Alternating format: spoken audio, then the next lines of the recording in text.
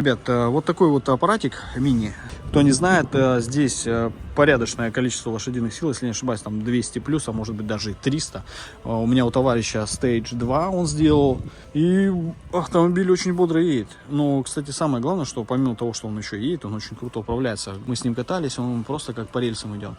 В салоне нифига не видно, но поверьте мне, там все достойно, очень круто. Ну и вот эту бомбу тоже пройти мимо нее очень сложно. Это старый корвет на левом руле, своеобразный ДВС, который издает шикарный звук, от которого просто сходишь с ума.